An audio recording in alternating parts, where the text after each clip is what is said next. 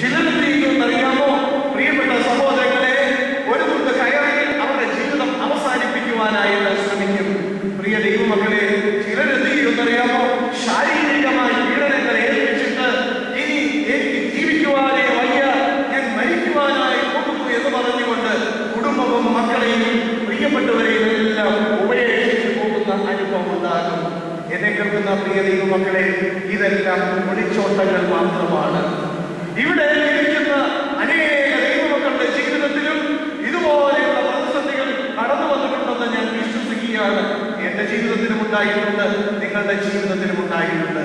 എന്നാൽ നമ്മളിവിടെ മറന്നു പോകുന്ന ഒരു സംഗതിയുണ്ട്. ഈ പ്രതിസന്ധികൾ ഉണ്ടാകുമ്പോൾ അതിനെ എങ്ങനെയാണ് നേരിടേണ്ടതെന്ന് ദൈവമനുഷ്യന്റെ അടുക്കൽ പോയി അഭിപ്രായം ചോദിക്കുവാൻ നമുക്ക് പലപ്പോഴും സാധിച്ചിട്ടില്ല.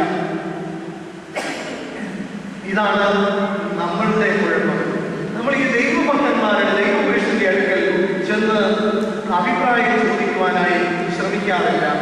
എന്നാൽ നമ്മുടെ പഴയ തലമുറയിൽപ്പെട്ട അനേക സമൂഹങ്ങളായി ജീവിച്ചിരുന്ന നമ്മുടെ പഴയ തലമുറയിൽപ്പെട്ട പ്രിയപ്പെട്ടവർ എല്ലാവരും തന്നെ അവരുടെ ജീവിതത്തിൽ ഒരു പ്രതിസന്ധി ഉണ്ടാകുമ്പോൾ ഓടി ദൈവാലയത്തിലേക്ക് ചെന്ന് ദൈവത്തിന്റെ അഭിഷിക്തന്മാരുടെ അടുക്കൽ ചെന്ന് അതിന് ഒരു പരിഹാരം ഉണ്ടാക്കുവാനായിട്ട് ശ്രമിക്കാറുണ്ട്.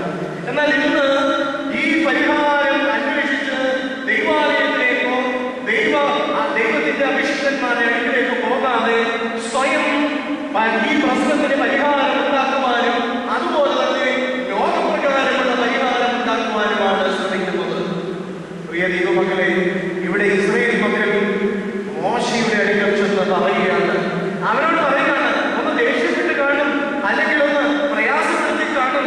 അവരോട് പറയുകയാണ്, ഞങ്ങൾ അന്നേ പറഞ്ഞില്ലായിരുന്നു, അതെ ഈ മരുഭൂമിയിൽ കിടന്ന് ഞങ്ങൾ ചാകാതെ, ഈ ചെങ്കടലിൽ കിടന്ന് ഞങ്ങൾ ചാകാതെ, ഞങ്ങൾ അവിടെ അടിമവേലയിൽ ജീവിച്ച മതിയെന്ന് ഞങ്ങൾ നിന്നോട് പറഞ്ഞു തന്നെയായിരുന്നു. നീ തന്നെ ഇതിന് ഒരു പരിഹാരം ഉണ്ടാക്കി തരണം. പ്രിയ ദൈവമക്കളെ, ദൈവത്തിന്റെ അഭിഷേകൻ എന്ത് ചെയ്തെന്നറിയാമോ? അതാണ് ഇവിടെ നമ്മൾ മനസ്സിലാക്കേണ്ടുന്ന കാര്യം.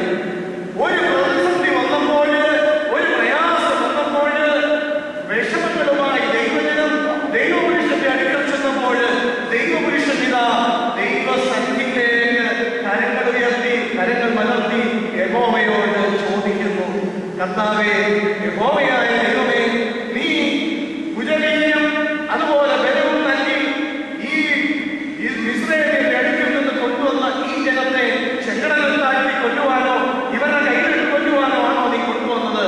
നീ ഇതിന് ഒരു പരിഹാരം കാണിച്ചു തരണമേ എന്ന്. പ്രിയ ദൈവമക്കളെ, അപ്പോൾ ദൈവം ഈ ദൈവപുരുഷന് നൽകിയ മറുപടി നമുക്ക് കാണുവാനായിട്ട് സാധിക്കും. പുറപ്പാട് പുസ്തകം 14-ാം അധ്യായം അതിന്റെ 15-ാം വാക്യം. പുറപ്പാട് പുസ്തകം 14-ാം അധ്യായം അതിന്റെ 15-ാം വാക്യം. അപ്പോൾ യഹോവ മോശയോട് അരുളി ചെയ്തത്, നീ എന്നോട് നിലവിളിക്കുന്നത് എന്ത്? മുൻപോട്ട് പോകുവാൻ ഇസ്രായേൽ മക്കളോട് പറയുക. ഇതാണ് ദൈവപുരുഷന് നൽകിയ മറുപടി. എന്താണ് മറുപടി? യഹോവ മോശയോട് അരുളി ചെയ്തു, നീ എന്നോട് നിലവിളിക്കുന്നത് എന്ത്? മുൻപോട്ട് പോകുവാൻ ഇസ്രായേൽ മക്കളോട് പറയുക. പ്രിയപ്പെട്ട സഹോദരങ്ങളെ, ദൈവത്തിന്റെ ദൂത് മുൻപോട്ട് പോകുക എന്നുള്ളതാണ്. പ്രതിസന്ധിയിൽ ഇസ്രായേൽ മക്കളെ മുൻപോട്ട് നയിച്ച ദൈവത്തിന്റെ 3 പദ്ധതികൾ ഇന്ന് അല്പസമയം നമുക്ക് ധ്യാനത്തിനായിട്ട് ചിന്തിക്കാം. മുൻപോട്ട് പോകുവാൻ ആണ് ദൈവത്തിന്റെ ദൂത് ലഭിച്ചിരിക്കുന്നത്. പുറകോട്ട് പോകാനല്ല, ജീവിതം നമുക്ക് തകർക്കാനല്ല, സ്വയം പീഡിപ്പിക്കുവാനല്ല ദൈവത്തിന്റെ ദൂത് ലഭിച്ചത്, മുൻപോട്ട് പോകുവാൻ. പക്ഷേ ഒരു വലിയൊരു പ്രശ്നമുണ്ട്. മുമ്പിൽ ഇപ്പോൾ എന്താണ്? മുമ്പിൽ എന്താണ്? എല്ലാവരും ഒന്ന് പറഞ്ഞാൽ മുമ്പിൽ എന്താണ്? ഒന്ന് പറയാ വായിക്കുന്നത് കേൾക്കണം. മുമ്പിൽ എന്താണ്? ചെങ്കടൽ. തുറക്കെന്ന് പറഞ്ഞാൽ എന്താണ് മുമ്പിൽ? ഈ ചെങ്കടലിലേക്ക് പോകുവാനാണ് ദൈവം കൽപ്പിച്ചിരിക്കുന്നത്, ദൈവത്തിന്റെ ദൂത് ലഭിച്ചിരിക്കുന്നത്. എങ്ങനെയാ ചെങ്കടലിലേക്ക് പോകാൻ സാധിക്കുന്നത്? കടലിന്റെ പുറത്തൂടെ നടക്കുവാൻ നമുക്ക് പ്രയാസമല്ലേ? വെള്ളത്തിന്റെ പുറത്തൂടെ നടക്കുവാൻ നമുക്കറിയാം. ഈ അടുത്ത കാലങ്ങളിലൊക്കെ മഴയൊക്കെ കൂടിയ സന്ദർഭത്തിൽ വെള്ളം നമ്മുടെ മൊത്തത്തോടെ പത്രമാധ്യമങ്ങളിലൂടെ നമ്മൾ കേട്ടിട്ടുണ്ട്. പിന്നെ നമ്മൾ പ്രസംഗത്തിലൂടെയൊക്കെ കേട്ടിട്ടുണ്ട് കർത്താവ് വെള്ളത്തിന്റെ മീതെ നടന്നു എന്നുള്ളതും നമ്മൾ കേട്ടിട്ടുണ്ട്. പിന്നെ ചില ആൾക്കാരൊക്കെ വെള്ളത്തിന്റെ മീതെ നടക്കുന്നത് നമ്മൾ പല പെരുന്നാളുകളിലും ഒക്കെ കാണാറുണ്ട്. ഈ വെള്ളത്തിന്റെ മീതെ നടക്കുന്ന അനുഭവം, ഈ റാസയുടെ മുമ്പിൽ ചില കുരിശ് പിടിച്ചുകൊണ്ട് വെള്ളത്തിന്റെ മീതെ നടക്കുമ്പോൾ ആ കുരിശ് തനിയെ ഇരുന്ന് ഇങ്ങനെ ആഘോഷിക്കുന്നതായ അനുഭവം കണ്ടിട്ടുണ്ട്. ഇത് അതുപോലെയുള്ള അനുഭവമല്ല ഇവിടെ പറയുന്നത്. ചെങ്കടലാണ്, വളരെ വലിയ ആഴിയാണ്.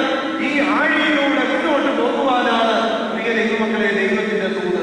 ദൈവം പറയുന്നു, ഈ ചെങ്കടലിലൂടെ നിനക്ക് പോകാം, ചെങ്കടലിലൂടെ നിനക്ക് പോകാം. ഇത് ദൈവത്തിന്റെ ഒരു പദ്ധതിയാണ് സഹോദരങ്ങളെ. എന്റെയും നിങ്ങളുടെയും ജീവിതത്തിൽ പ്രതിസന്ധികൾ ഉണ്ടാകുമ്പോൾ ദൈവത്തിന്റെ അഭിഷിക്തൻ നൽകിയ ദൈവത്തിന്റെ ദൂത് മുൻപോട്ട് പോവുക എന്നുള്ളതാണ്. നശിപ്പിക്കുവാനല്ല, തകർക്കുവാനല്ല, ഇട്ടതിലേക്ക് പോകുവാനല്ല, പീഡിപ്പിക്കുവാനല്ല, അതല്ലെങ്കിൽ ഒരു തുണ്ട് കയറിൽ അവസാനിപ്പിക്കുവാനല്ല ദൈവത്തിന്റെ ദൂത്. നീ മുൻപോട്ട് പോകുക എന്നുള്ളത്. പക്ഷേ മുൻപോട്ട് പോകുമ്പോൾ നിന്റെ കാല് ചവിട്ടുവാൻ വേണ്ടുന്ന തറ ദൈവമായി നിനക്ക് ഒരുക്കുമെന്ന് നീ മനസ്സിലാക്കണം. പക്ഷേ ഇന്ന് ആർക്കും പേടിയാണ്. ഈ ചെങ്കടലിലേക്ക് ചവിട്ടുവാൻ പലർക്കും പേടിയാണ്. പ്രിയ ദൈവമക്കളെ, എല്ലാവരും അവിടെ നിന്ന് ചിന്തിക്കും, ഈ കടലിലേക്ക് പോകാനാണോ പറഞ്ഞത്? കടലിലേക്ക് പോകാൻ പറഞ്ഞു കഴിഞ്ഞാൽ ദൈവം എന്തൊരു ദൈവമാണ്! യുക്തിക്ക് നിരക്കാത്ത കാര്യമല്ലേ പറയുന്നത്. കടലിലേക്ക് പോകുക, യാതൊരു സംശയമില്ല. കടലിലെ ഏതെങ്കിലും വലിയ ജീവികൾ തങ്ങളെ വീഴും എന്നുള്ളതിന് യാതൊരു സംശയമില്ല. അതുകൊണ്ട് നമ്മൾക്ക് തോന്നും നമ്മൾ പേടിച്ച് വിറച്ചമർന്നിരിക്കും. പക്ഷേ ദൈവത്തിന്റെ അഭിഷിക്തന്മാര് ദൈവത്തിൽ നിന്ന് ലഭിച്ചിരിക്കുന്ന ദൂത് മനസ്സിലാക്കി മുൻപോട്ട് പോകുവാൻ പറയുമ്പോൾ അത് അനുസരിച്ചാൽ പ്രിയപ്പെട്ട ദൈവമക്കളെ, ദൈവം അവിടെ നമുക്ക് പോകാനുള്ള പാത തയ്യാറാകുമെന്ന് നമ്മൾ മനസ്സിലാക്കണം. ഒന്നാമതായിട്ട് മുൻപോട്ട് പോകുവാൻ ദൈവം ഇസ്രായേൽ മക്കളോട് പറയുമ്പോൾ ഇസ്രായേൽ മക്കളെ കുറിച്ച് ദൈവത്തിന് ഒരു പദ്ധതി ഉണ്ടായിരുന്നു. ഒന്നാമത്തെ പദ്ധതി അത് പുറപ്പാട് പുസ്തകം 14-ാം അധ്യായം 17-ാമത്തെ വാക്യത്തിൽ കാണാം. ദൈവത്തിന് ഒരു വാഗ്ദത്തം ഉണ്ടായിരുന്നു. ഇസ്രായേൽ മക്കളോട് ഒരു വാഗ്ദത്തം ചെയ്തിരുന്നു. എന്തായിരുന്നു ആ വാഗ്ദത്തം? 14-ാം അധ്യായം 17-ാം വാക്യത്തിൽ പറയുന്നു, ഞാൻ ഫറവോനിലും അവന്റെ സകല സൈന്യങ്ങളിലും അവന്റെ രഥങ്ങളിലും അവന്റെ കുതിരപ്പടയിലും എന്നെ തന്നെ മഹത്വപ്പെടുത്തും. നോക്കുക, വളരെ ശക്തമായിട്ടുള്ള ഒരു വേദഭാഗമാണ് പറയുന്നത്. എന്താ പറയുന്നത്? ഞാൻ ഫറവോനിലും അവന്റെ സകല സൈന്യങ്ങളിലും അവന്റെ രഥങ്ങളിലും അവന്റെ കുതിരപ്പടയിലും എന്നെ തന്നെ മഹത്വപ്പെടുത്തും. ഇതായിരുന്നു ദൈവത്തിന്റെ വാഗ്ദത്തം. പിന്തുടരുകയും ഭയപ്പെടുത്തുകയും ചെയ്യുന്ന ശത്രുവിൽ ദൈവം മഹത്വമെടുക്കുമെന്നാണ് ഇവിടെ പറയുന്നത്. നമ്മളെ പിന്തുടരുകയും നമ്മളെ തകർക്കാനായി ശ്രമിക്കുകയും ചെയ്യുന്ന ശത്രുവിൽ ആര് മഹത്വമെടുക്കും? ആര് മഹത്വമെടുക്കും? ഉറക്കെ പറഞ്ഞാലേ, ദൈവം മഹത്വമെടുക്കും. അപ്പോൾ ദൈവം ശത്രുവിൽ മഹത്വമെടുക്കുവാനായി പോകുന്നു. എങ്ങനെയാണ് ശത്രുവിൽ മഹത്വമെടുക്കുവാനായി പോകുന്നത്? തുടർന്നുള്ള ഭാഗങ്ങൾ വായിക്കുമ്പോൾ നമുക്ക് മനസ്സിലാകും. അതിലേക്ക് കടക്കുന്നതിന് മുമ്പ്